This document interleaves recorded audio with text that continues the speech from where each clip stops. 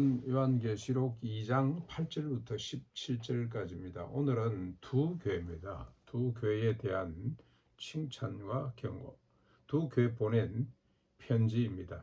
버가모 교회 그리고 또 먼저는 스무나 교회입니다. 먼저 8절로 11절까지는 스무나 교회에 보낸 편지입니다. 하나님의 계시죠. 종말의 때 스무나 교회가 어떻게 살아야 될지에 대한 말씀인데 8절에 보시면 먼저 발신자입니다. 역시 주님이시죠. 주님이 이 요한을 통해서 보낸 편지인데 주님에 대한 표현이 다시 한번 더 처음이요 마지막이신 분, 죽었다가 살아나신 분으로 소개됩니다. 시간과 공간을 초월해 계시는 분이죠. 시간과 공간을 만드신 분입니다. 세팅하신 분, 예수 그리스도. 그리고 죽었다가 다시 사신 분이죠. 죽음을 이기신 분, 즉 생명이신 분입니다. 죽음에 머물러 있을 수 없는 분이죠. 왜 그렇습니까? 생명을 가지신 생명 자체이시기 때문에, 생명의 본체이시기 때문에 죽음에 머물러 있을 수 없는 분입니다. 그만큼 영광스러운 분이죠. 초대교회 성도들에게 이런 지식이 얼마나 힘이 됐을까? 지금 예수 때문에 당하는 여러 가지 환난, 죽임 앞에서 당당하기 위해서는 이런 지식이 필요한 거죠.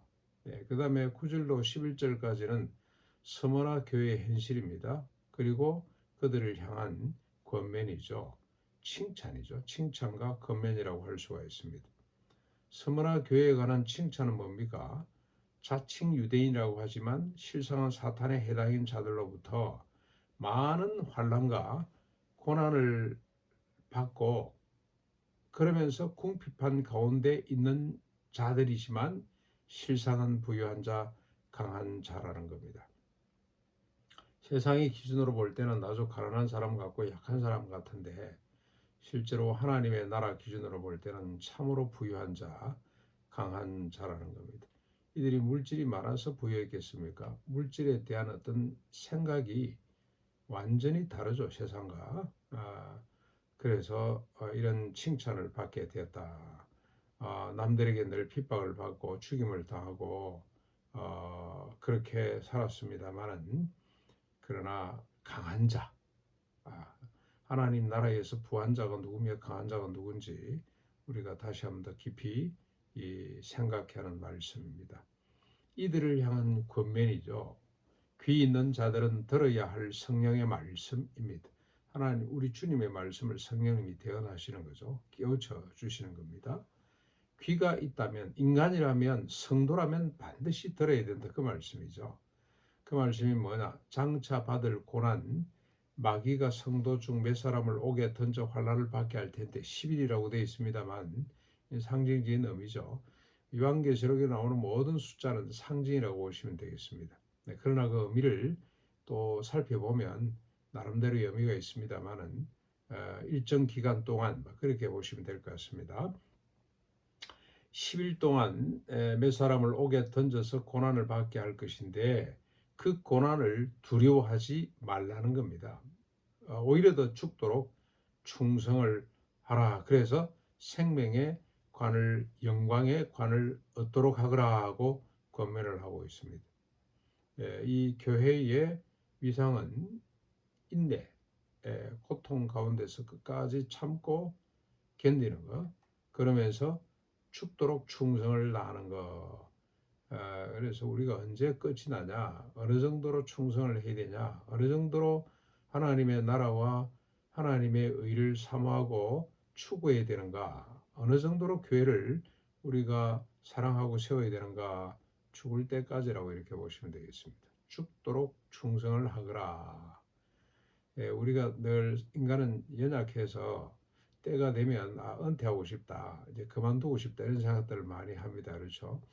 그런데 하나님을 섬기는 일, 교회를 받들고 교회를 세우는 일, 지상 속에, 세상 속에 하나님의 나라와 일을 펼치는 일은 죽는 날까지 계속 되어야 된다. 죽을 때까지 계속 되어야 된다. 죽도록 계속 되어야 된다. 이렇게 정리를 하면 좋겠습니다. 13절에 보시면 칭찬이죠. 칭찬. 이제 우리 12절입니다. 12절 버가모 교회에 보낸 편지 12절부터 17절까지인데 12절에 버가모 교회의 사자에게 편지하라고 하신 말씀, 주님이 또 발신자죠. 주님인데 이 주님은 어떻게 소개되냐? 좌우에 날선 금을 가지신 분으로 그렇게 소개가 됩니다. 예. 그러면서 우리 주님은 다양한 모습으로 소개가 되죠. 그렇죠. 예. 처음이자 마지막 생명을 죽었다가 다시 살아나신 분, 이렇게 첫 번째 교회 스모나 교회에서는 소개됩니다만 버가모 교회에서는 좌우에 날선 금을 가지신 분입니다. 주님은 인자 생명의 주님이시지만 심판의 주님, 칼을 가지고 옳고 그름을 판단하시는 우리 주님으로 그렇게 소개되고 있습니다. 13절에 보면 칭찬이죠. 버가모 교회 칭찬입니다. 사탄의 권자가 있는 곳에 살면서도, 사탄의 도가니 속에 살면서도 주님의 충성된 증인으로 안디바가 죽임을 당했을 때 주를 믿는 믿음을 저버리지 않았다는 겁니다. 동료 가운데, 성도 가운데 한 사람이 죽임을 당하는 큰 고통 가운데 있었지만 그것도 그 사탄의 그 도가니죠. 사탄의 왕국에 있으면서도, 특별히 아마 이 버가모 지역은 영적으로 상당히 힘들었던 지역인 것 같습니다. 그럼에도 불구하고 주를 믿는 믿음을 저버리지 않는 것, 이거 칭찬하고 있습니다. 그러나 내가 두 가지 책망할 것이 있으니, 그리고 14절부터 17절까지 버가모 교회를 향한 책망이 있는데 그게 뭐냐? 발람의 교훈. 이 발락 사건 우리가 잘 압니다. 그렇죠? 발람의 교훈을 받아서 우상 제물과 음행에 관해 니골라당의 교훈을 지킨 자들, 에베소 교회도 이런 주님이 경고를 하셨는데, 니골라당이 아마 그때 이 아시아 소아시아 7교회에 영향을 많이 미쳤던 것 같아요. 그러니까 우상 제물 먹어도 된다. 우상 적당하게 섬기고 그다음에 행음하는 것 그거 중요한 거 아니다. 그렇게 아마 교훈을 한 것 같습니다. 거기에 대한 대책입니다. 경고죠. 귀가 있다면 듣고 회개하거라. 귀 없는 사람 없죠. 인간이라면, 성도라면 반드시 듣고 회개해야 된다. 돌이키라는 겁니다. 그렇지 않으면 우상 숭배와 그리고 음행을 멀리하라 이 말이겠죠. 그렇지 않으면 주님이 속히 가서 싸우실 것이다. 그러나 회개하면 즉 이기면 이기는 거죠. 이것도 영적 싸움이라고 우리에게 보셔야 될 것 같습니다.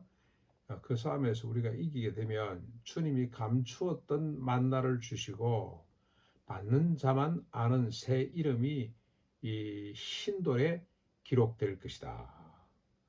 받는 자만 아는, 그러니까 세상이 알지 못하는 크고 비밀한 이름을 흰돌에 새겨 주실 것이다. 그렇게 말씀을 하고 있습니다. 경고보다는 권면, 회개할 때 훨씬 더 큰 복을 주시겠다고 주님이 약속을 하고 있습니다. 여기 칭찬은 유지하고 어려운 가운데서도 믿음을 저버리지 않는 것, 이것 우리가 계속 유지하고, 그 다음에 책망하시고 경고하신 것들, 우리가 우상 숭배라든지 적당하게 다른 신들과 타협하는 거라든지 또 음행하는 것들, 이런 것들은 우리가 적각 하나님 앞에 돌이키고 회개할 수 있기를 바랍니다.